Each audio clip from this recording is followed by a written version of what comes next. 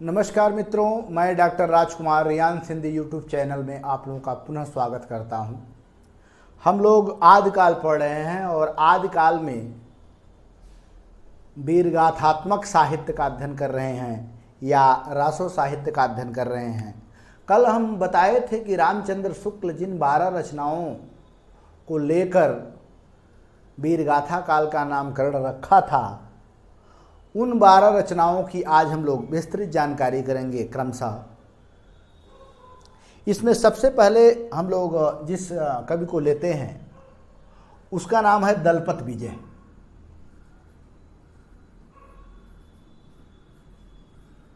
दलपत विजय ये रचनाकार हैं और दलपत विजय की रचना है कृत खुमान रासो।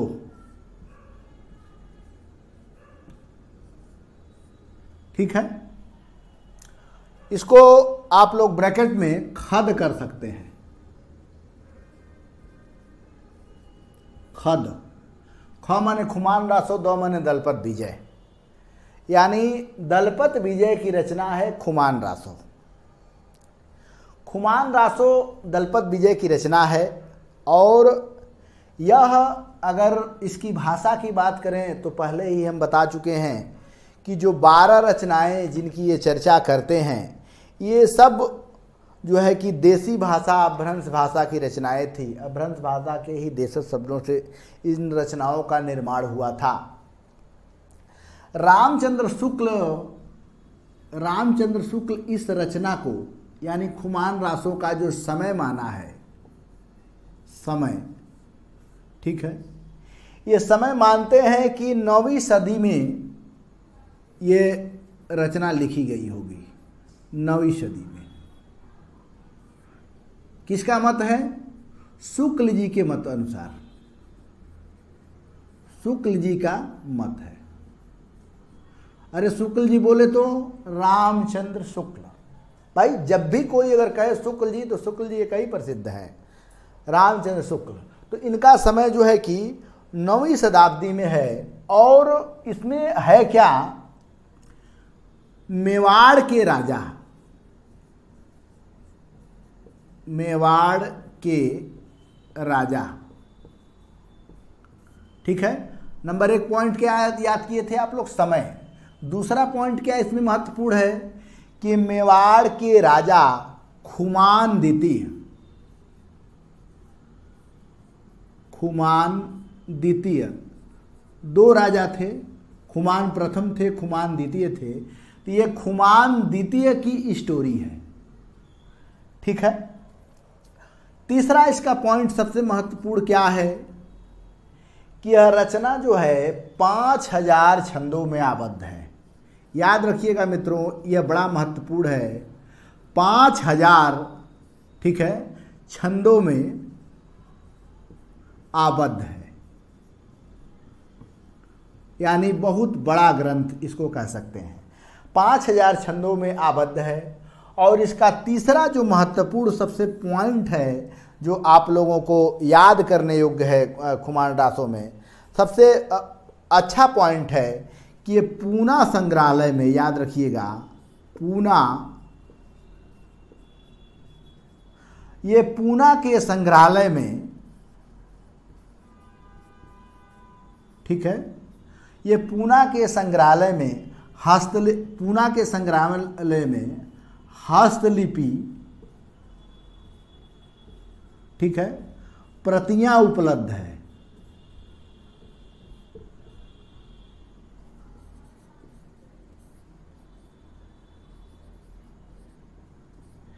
यानी ये बहुत बड़ी बात है कि यह एक ऐसी रचना है, इसमें आदिकाल में एक ऐसी रचना है, और भी उपलब्ध हैं, लेकिन यह जो रचना है यह इसमें क्या है, मेवाड़ के राजा की स्टोरी चलती है।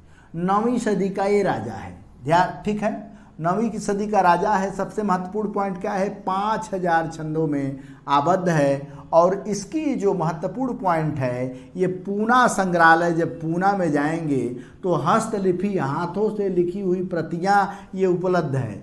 जो दलपत विजय ने लिखा था, हस्तलिपि प्रतियां उपलब्ध है।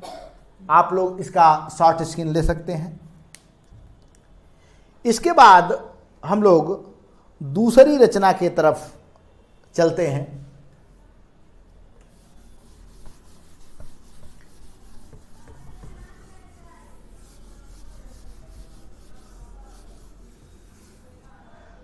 दूसरी रचना भी बड़ा महत्वपूर्ण है और कवि हैं नरपत नाल।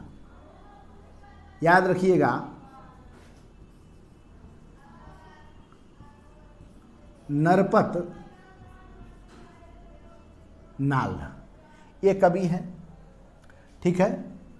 और नरपत नाल की जो रचना है वह है, इनकी रचना क्या है, बीसल देव रासो।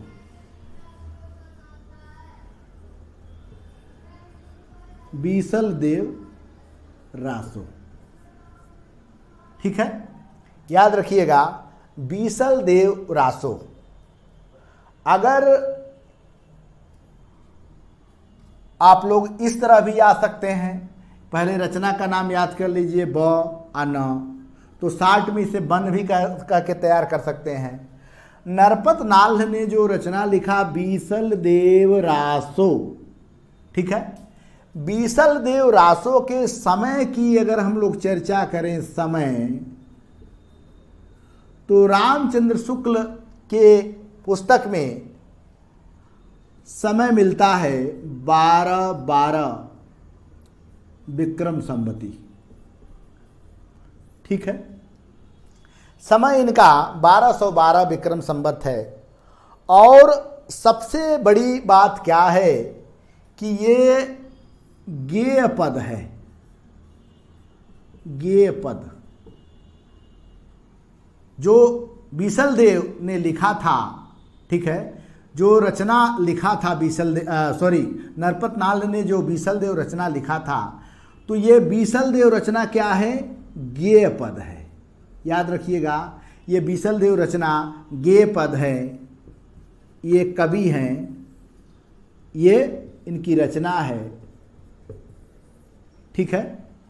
अब बीसल देव जो लिखा है वह गेय पद है और यह गेय पद 128 छंदों में आबद्ध है।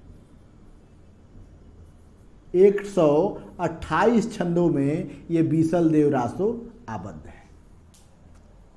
बीसल देव रासो के बारे में अगर संपादन की बात करें, ठीक है, संपादन की अगर बात करें,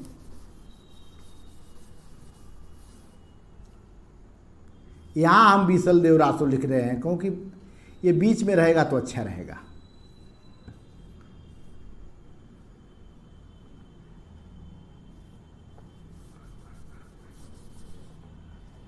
थोड़ा सा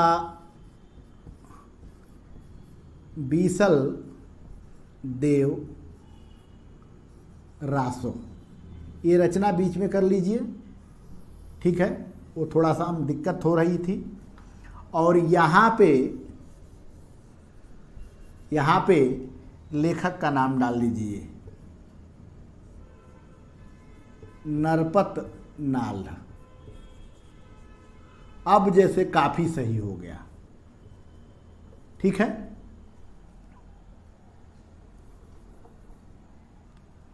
यह रचना हो गई और यह कवि हो गया। उल्टा कर लीजिए तो और आसान रहेगा।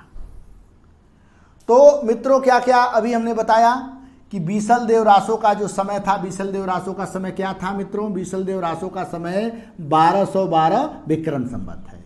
दूसरा बीसल देव रासो रचना की मुख्य बात क्या है कि यह गेय पद है, 128 छंदों में आबद्ध है। इसके बाद इसकी तीसरी जो महत्वपूर्ण विशेषता है वह यह विशेषता है कि इसके जो संपादक हैं, संपादक माता प्रसाद गुप्त हैं।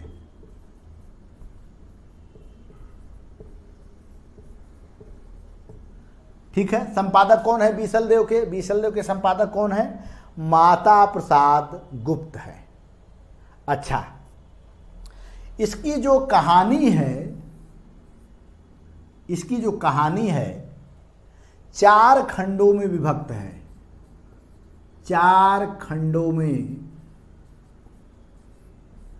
ठीक है, विभक्त है। जो कथा है या स्टोरी है वह कितने खंडों में विभक्त है? 4 खंडों में विभक्त है।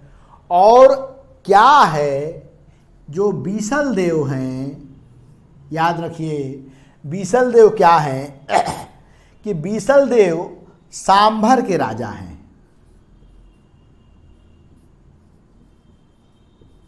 सांभर के राजा बीसल देव।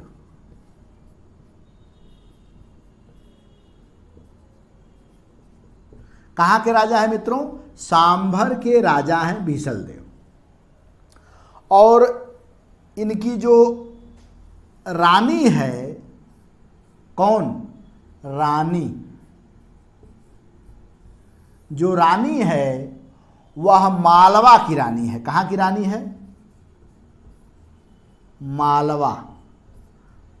ठीक है, मालवा की रानी है, परमार की पुत्री। कौन? परमार की पुत्री राजमती।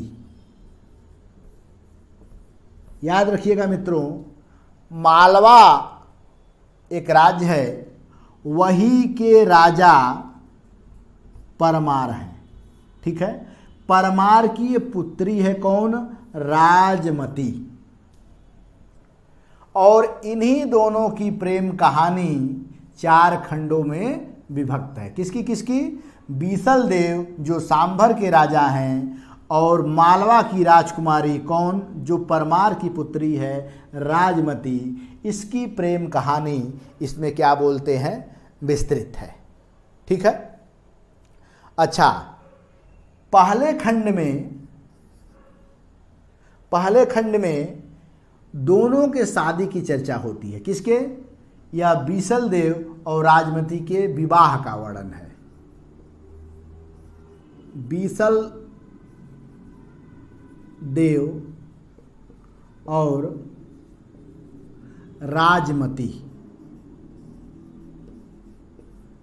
राजमती के विवाह का चित्रण है, विवाह का वर्णन है। पहले खंड में क्या है कि बीसल देव कहाँ के राजा थे? सांभर के राजा थे। और राजमती कहाँ की रानी थी? मालवा की राजकुमारी थी, राजा परमार की पुत्री थी। उन्हीं दोनों का विवाह होता है पहले खंड में। अच्छा, दूसरे खंड में क्या होते हैं कि जो राजा है रूस कर, ठीक है, जो राजा है वह क्या होता है? राजा रूठ कर उड़ीसा चला जाता है।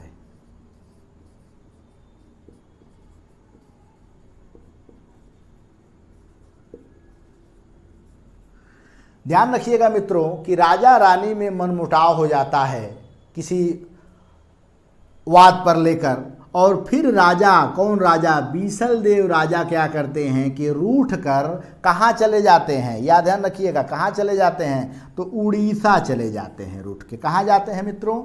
उड़ीसा चले जाते हैं। यह ध्यान रखिएगा कि उड़ीसा चले जाते हैं।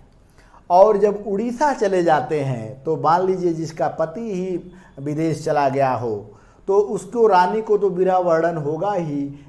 तो तीसरा जो खंड है इसमें, ठीक है, रानी के विरह वर्णन की चर्चा है।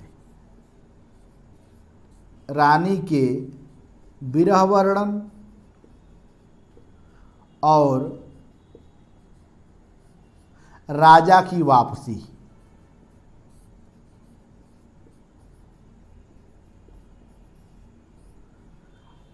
तीसरे खंड में आप देखेंगे तो रानी विरह से व्याकुल है, ठीक है, और विरह से व्याकुल होने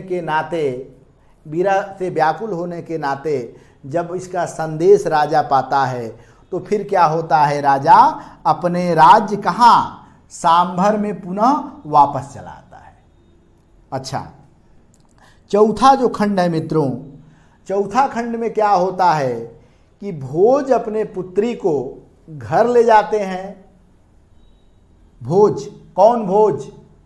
अरे भाई यही भोज जो परमार, भोज परमार, ठीक है, ये भोज राजा थे। ये ऐसे परमार को आप लोग भोज परमार भी कह सकते हैं, दोनों नाम इनका है। भोज परमार जो राजा हैं, यह क्या करते हैं कि इसके जो ससुर होते हैं, किसको, बीसल देव के जो ससुर हैं, कौन, भोज परमार या राजा परमार, दोनों लिख सकते हैं। भोज परमार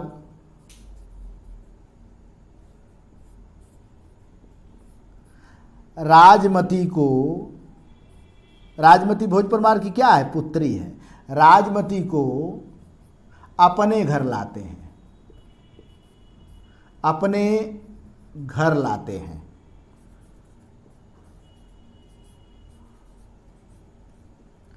और जो राजा है बीसल देव पुनः वहां से सम्मान से विदाई करके अपने घर लाता है। बीसल देव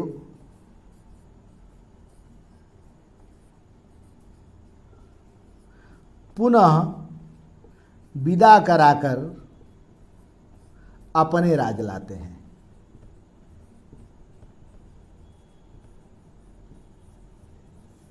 ठीक है, ये देखिए कितना स्टोरी है। पहले स्टोरी में दोनों का विवाह होता है। ये ध्यान रखिए कि पहले स्टोरी में क्या होता है कि दोनों का विवाह हो गया।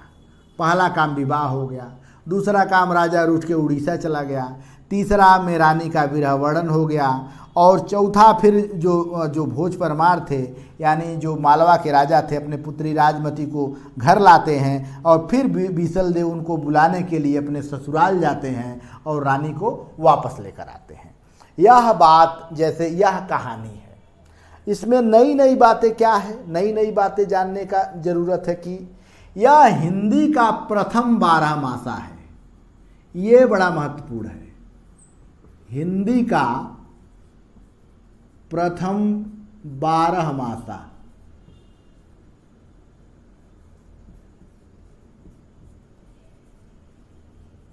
ठीक है। ध्यान रखिएगा मित्रों कि जब रानी का विरह वर्णन है तो ये जो विरह वर्णन है इसी में 12 मासा का वर्णन है, और 12 मासा का हिंदी का ये प्रथम, याद रखिएगा कि हिंदी का प्रथम 12 मासा वर्णन कहाँ मिलता है, तो इसी बीसल देव रचना से प्रथम वर्णन मिलता है। ठीक है, और विरह, अब जैसे जायसी का विरह वर्णन आषाढ़ से शुरू होता है, वैसे बीसल देव जो रचना है बीसल देव रासो, इसमें जो रानी राजमती का विरह वर्णन है, तो राजमती का विरह वर्णन मित्रों कार्तिक से शुरू होता है। कार्तिक मास से, ठीक है, कार्तिक मास से विरह वर्णन शुरू होता है। कार्तिक मास से विरह वर्णन शुरू होता है। यह हमेशा ध्यान देने की जरूरत है। लेकिन इससे पहले जब हम लोग अगर हम लोग चर्चा करेंगे तो विनय चंद सूरी की जो रचना थी नेमिनाथ चौपाई, जो इससे पहले हम पढ़ा चुके हैं, तो नेमिनाथ चौपाई में भी 12 मासा का वर्णन मिलता है, लेकिन वह हिंदी का नहीं है, वह जैन साहित्य की रचना है। तो हिंदी की अगर बात करें, हिंदी की बात करें तो यह हिंदी की प्रथम ऐसी रचना है जिसमें 12 मासा का वर्णन मिलता है। और 12 मासा का वर्णन की शुरुआत कैसे होती है, कार्तिक मास से होती है। ये भी हमें याद रखने की ज़रूरत है। यानी कार्तिक मास से जो है कि क्या बोलते हैं, यहाँ विरह वर्णन की शुरुआत हुई है। इतना हमें याद रखने की ज़रूरत है। ठीक है, इसके बाद इसकी सबसे बड़ी विशेषता क्या है, यह बहुत बड़ा अपवाद है। अपवाद क्या है कि एक विरह काव्य है। विरह काव्य है मित्रों, याद रखिएगा, विरह काव्य है, वीर गाथात्मक काव्य नहीं है। यह क्या है? विरह काव्य है। और ये भी याद रखने की जरूरत है कि जीनी दत्त एक कवि थे, आप लोगों को याद हम पढ़ाए थे। जीनी दत्त सूरी एक कवि हैं, जैन कवि। जीनी दत्त सूरी के एक रचना है, कौन? उपदेश रसायन। क्या है? उपदेश रसायन। ठीक, जीनी दत्त सूरी की रचना है उपदेश रसायन। उसका प्रभाव इस बीसलदेव रासो पे है। तो इसमें मूल पॉइंट क्या है? मूल पॉइंट ये है कि अभी जैसे कई बार पूछ चुका है कि जो राजा बीसलदेव हैं गुस्सा होकर कहाँ जाते हैं? तो उड़ीसा जाते हैं। एक पॉइंट ये हो गया। दूसरा पॉइंट क्या है कि हिंदी की 12 मासा की शुरुआत यहीं से हुई है। तीसरा पॉइंट क्या है कि कार्तिक मास से शुरू हुई है। इस रचना पर किसका प्रभाव है? तो जीनी दत्त सूरी के उपदेश रसायन का प्रभाव है। और सबसे बड़ी बात क्या है कि आदिकाल में वीरगाथात्मक साहित्य में भ्रम हो जाता है कि ये भी वीरगाथात्मक काव्य है। तो मित्रों, वीरगाथात्मक काव्य नहीं है, यह क्या है? विरह काव्य है। सबसे बड़ी बात क्या है? विरह काव्य है। इतना पॉइंट आप लोगों को परीक्षा के दृष्टि से तैयारी करने की जरूरत है। आगे बढ़ते हैं। आप लोग चाहें तो इसका शॉर्ट स्क्रीन ले लीजिए। फिर उसके बाद बढ़ते हैं आगे अन्य रचनाओं में।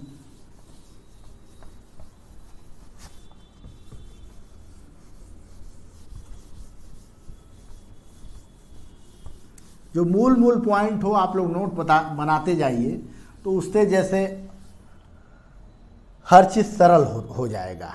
अच्छा, उसके बाद एक रचना है भट्ट केदार की। भट्ट केदार कृत। ठीक है, भट्ट केदार की रचना है जयचंद प्रकाश। जयचंद प्रकाश किसकी रचना है? जयचंद प्रकाश। ध्यान रखिएगा, जिस जयचंद को हम लोग क्या नाम है देशद्रोही कहते हैं, हमारी मति भ्रम हो जाता है कि हम लोग देशद्रोही कहते हैं, उसी जैसे हमारा भ्रम है कि जयचंद देशद्रोही है, उसका ये कवि थे भट्ट केदार। जयचंद कहाँ के राजा थे? कन्नौज के राजा थे। ठीक है, कन्नौज के राजा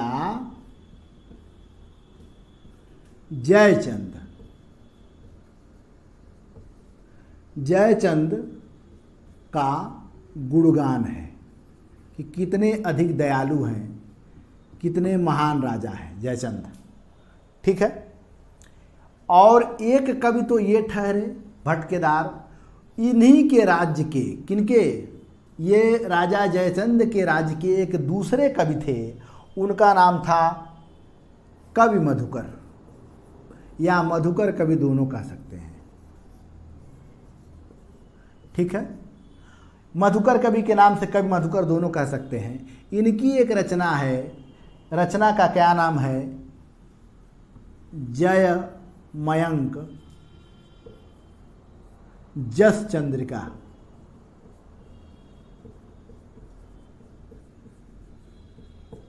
जय मयंक जस चंद्रिका किसकी रचना है? मधुकर कवि की रचना है।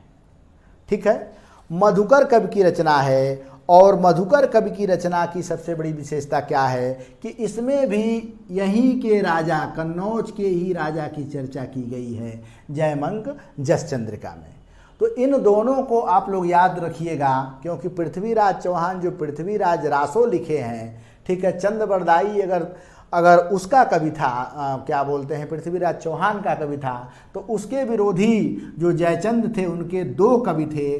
पहला कवि मधुकर का नाम याद रखिएगा, दूसरा कवि भट्ट केदार का नाम याद रखिएगा। रचनाओं को जयचंद प्रकाश और जयमंक जस चंद्रिका, ये दो कवियों को आप लोग याद रखने की ज़रूरत है।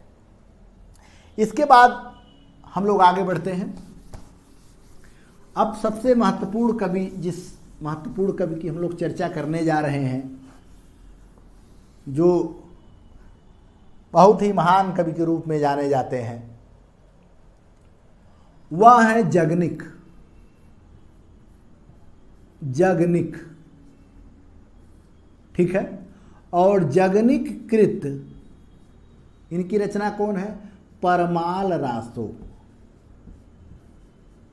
परमाल रासो उर्फ परमाल रासो उर्फ आलखंड, ठीक है। अच्छा, एक राजा थे, कहाँ के राजा थे? कालिंदर के राजा थे। कालिंदर के राजा, कौन कालिंदर के राजा थे? चंदेल राजा थे। चंदेल राजा, मतलब चंदेल वंश के ये राजा थे, ये ऐसा कह सकते हैं। चंदेल वंश कह लीजिए, सबसे अच्छा रहेगा। चंदेल वंश के राजा थे कालिंदर, चंदेल वंश का राजा। राजा कौन था? राजा था परमल, ठीक है। इन्हीं परमल को परमल देव के नाम से भी जाने जाते थे। ये थे राजा।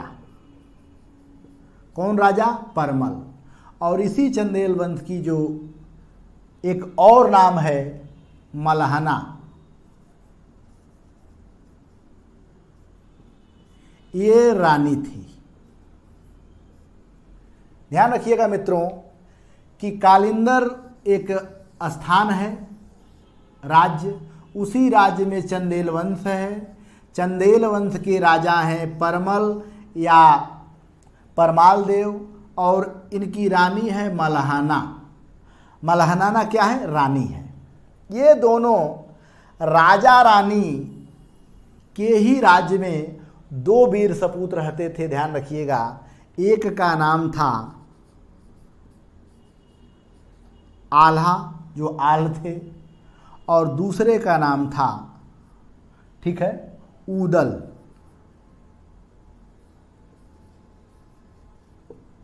ये आल्हा और ऊदल इनके दरबार में थे और दोनों ही बड़े वीर सपूत थे।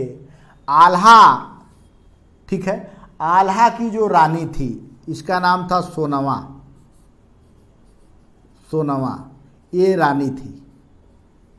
किसकी? आल्हा की रानी का नाम था सोनवा। और ऊदल की जो रानी थी उसका नाम था फूलवा।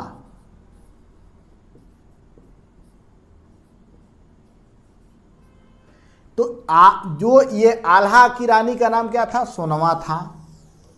और इस ऊदल के रानी का नाम क्या था? फूलवा था।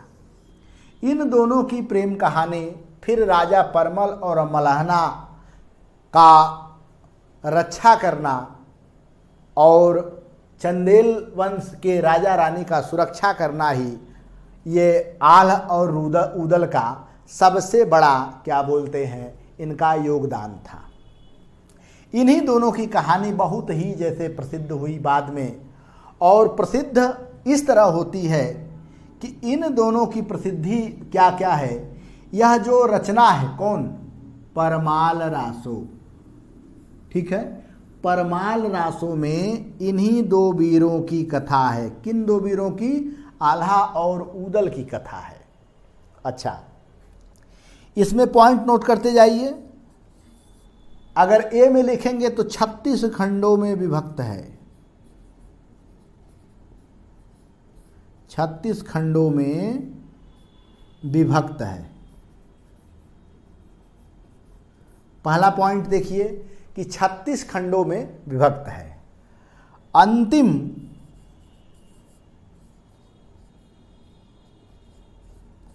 अंतिम जो खंड है ठीक है। अंतिम खंड में पद का नाम महोबा है, महोबा है, ये भी ध्यान रखने की जरूरत है। अंतिम खंडी महोबा है और यह वीर गाथात्मक, वीर गाथात्मक, ठीक है, प्रबंध काव्य है मित्रों, ध्यान रखिएगा, वीर गाथात्मक प्रबंध काव्य। पॉइंट पॉइंट क्या क्या नोट आप लोगों ने कर लिया? 36 खंडों में विभक्त है, आपने नोट किया, ठीक है। अंतिम खंड इसमें महोबा खंड है और वीर गाथात्मक काव्य है, प्रबंध काव्य है। इतना ध्यान देने की जरूरत है। अच्छा, अब इसकी और क्या क्या विशेषता है, उन विशेषताओं को भी हमको जानने की ज़रूरत है। सबसे ये जो परमाल रासो है या आल्हा खंड है, एक मूल पॉइंट और हम लोग लिख सकते हैं डी में कि यह गाया कब जाता है, ये बरसात में गाया जाता है, बरसात में गाया जाता है।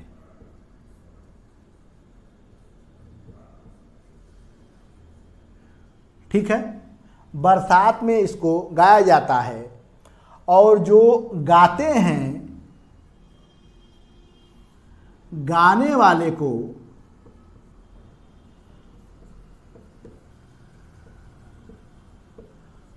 अलहत कहा जाता है।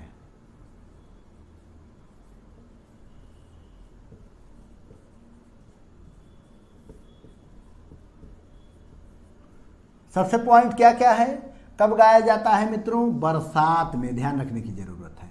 गाने वालों को क्या कहा जाता है? अलहत कहा जाता है। ये मूल पॉइंट आप लोग ध्यान देखते रहिए। इसका मुख्य केंद्र कहाँ है?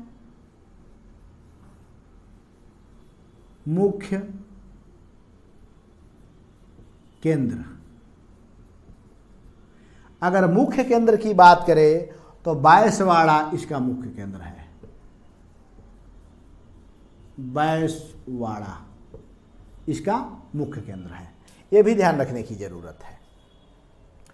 अब इसकी कहानी इतनी प्रसिद्ध है, इतना जैसे क्या बोलते हैं प्रसिद्धि है कि फर्रुखाबाद के डीएम थे।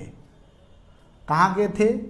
याद रखिए, फर्रुखाबाद, ध्यान रखिएगा मित्रों, फर्रुखाबाद के डीएम थे।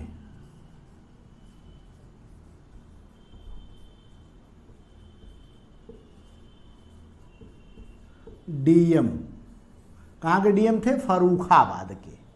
उनका नाम था चार्ल्स इलियट, चार्ल्स इलियट। यही चार्ल्स इलियट क्या करते हैं कि 1865 में, कब? 1865 ईस्वी में, अंग्रेज के समय की बात है, 1865 में फर्रुखाबाद के डीएम थे चार्ल्स इलियट। इस रचना को आल्हा खंड शीर्षक से प्रकाशित किया। ध्यान रखिएगा, इस रचना को आलखंड शीर्षक, ठीक है, से प्रकाशित किया।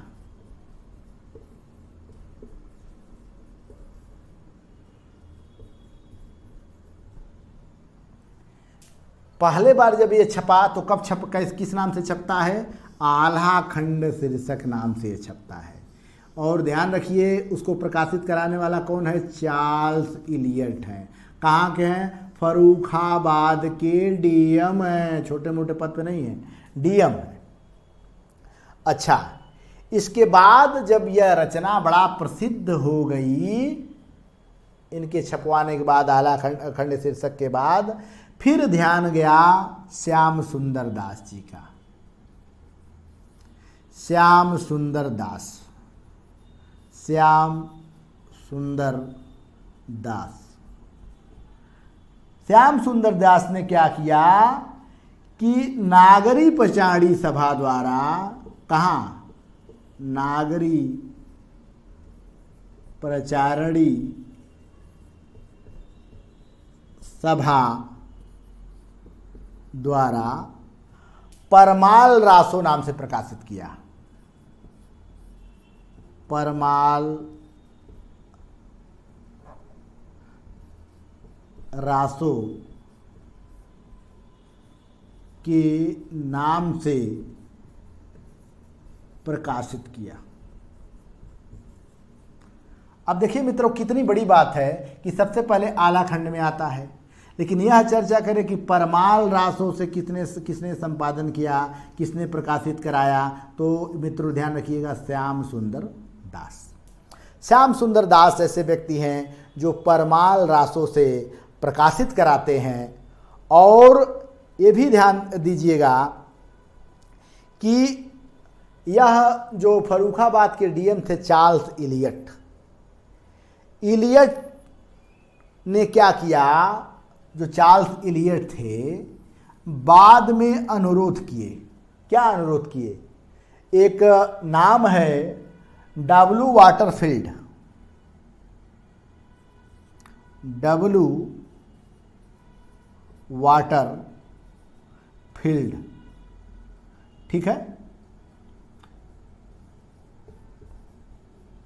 W वाटरफील्ड कौन है?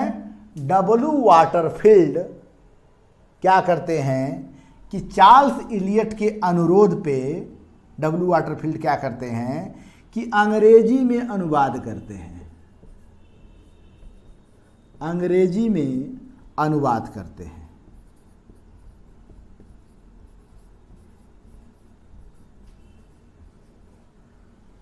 इतना ध्यान रखने की जरूरत है।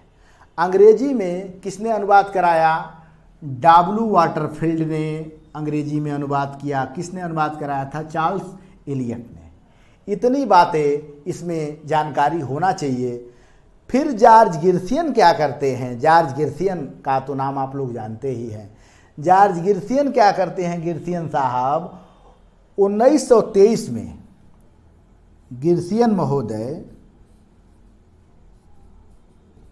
जो गियर्सन है 1923 में, ठीक है, 1923 में द नाइन चैन या द मेरी फूड, द मेरी, याद रखिएगा, द मेरी फ्यूड, द मेरी फ्यूड नाम से कोलकाता से प्रकाशित कराते हैं। द मेरी फ्यूड, याद रखिएगा, एक बार पूछा था द मेरी फ्यूड के नाम से किसने प्रकाशित कराया था, तो ये जॉर्ज गिर्सियन ने प्रकाशित कराया था। कहाँ से प्रकाशित कराया था? कलकत्ता से प्रकाशित कराया था। इतना जानने की ज़रूरत है। और इसी जॉर्ज गिर्सियन ने आगे कहते हैं कि आल्हा उदल, ये जॉर्ज गिर्सियन का कथन है। थोड़ा सा एक बार रिपीट कर लीजिए दोबारा। कालिंदर के राजा चंदेल वंश, राजा परमल, रानी मल्हाना, इनके दो वीर आल्हा उदल, आल्हा की रानी का नाम सोनमा, इनके रानी का नाम फूलवा। ये 36 खंडों में विभाजित है। अंतिम खंड महोबा है और वीरगाथात्मक काव्य है। दूसरी बात, बरसात में गाई जाती है। गाने वाले को अलग कहा जाता है। मुख्य केंद्र बैसवाड़ा है, ध्यान रखिएगा, मुख्य केंद्र बैसवाड़ा है। और सबसे पहले क्या होते हैं? फर्रुखाबाद के जो डीएम होते हैं चार्ल्स इलियट, यही क्या करते हैं कि आला खंड शीर्षक से कितने सन में प्रकाशित कराते हैं? 1865 में प्रकाशित कराते हैं। फिर इनके बाद श्याम सुंदर दास का विचार जाता है और श्याम सुंदर दास नागरी प्रचारणी सभा द्वारा परमाल रासों से नाम से प्रकाशित कराते हैं। और इसी चार्ल्स इलियट के कहने पे जो W वाटरफील्ड है, क्या क्या नाम है? W वाटरफील्ड, अंग्रेजी में इसका अनुवाद करते हैं। और जॉर्ज गिर्सियन 1923 में द म्यूरी फ्यूड नाम से एक पुस्तक आती है। उस पुस्तक को कहाँ से प्रकाशित कराते हैं? कलकत्ता से प्रकाशित कराते हैं। इनके संदर्भ में, किनके,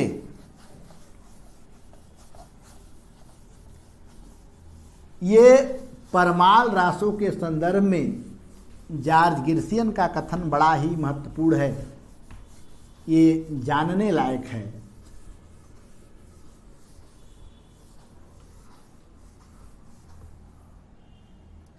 किसके संदर्भ में? परमाल रासों के संदर्भ में गियर्सन का कथन है।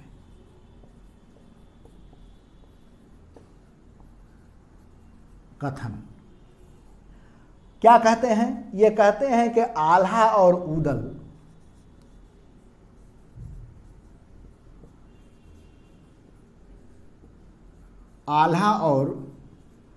ऊदल ठीक है, भारतीय वीरता के उस आदर्श को,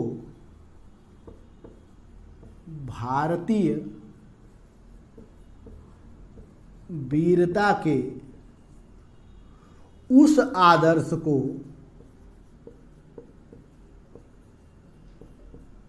भारतीय वीरता के उस आदर्श को प्रस्तुत करते हैं, उस आदर्श को प्रस्तुत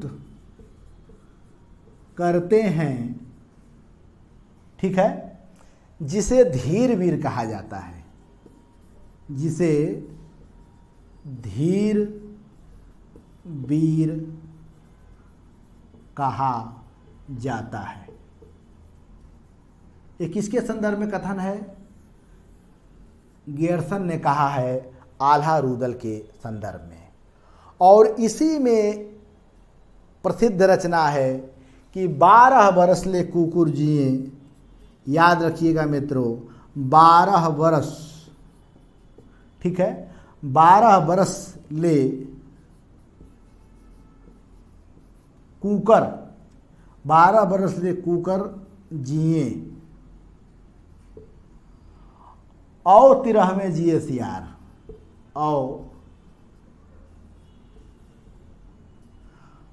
और 13 ले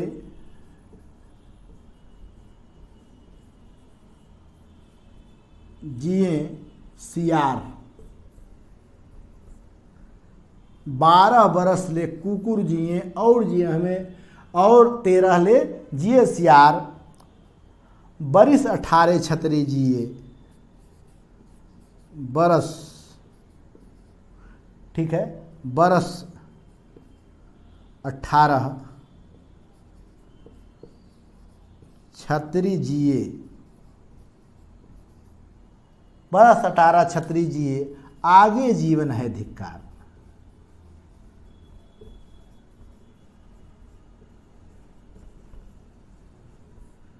ये इसकी बड़ा प्रसिद्ध लाइनें हैं। और उस समय ऐसे लोगों की आवश्यकता थी जो बार बार एकदम लड़ते रहे। इसी में कई रचनाएं हैं, खड़ खड़ खड़ करते आवाज़, तर तर तर तर बोलो तरवाल।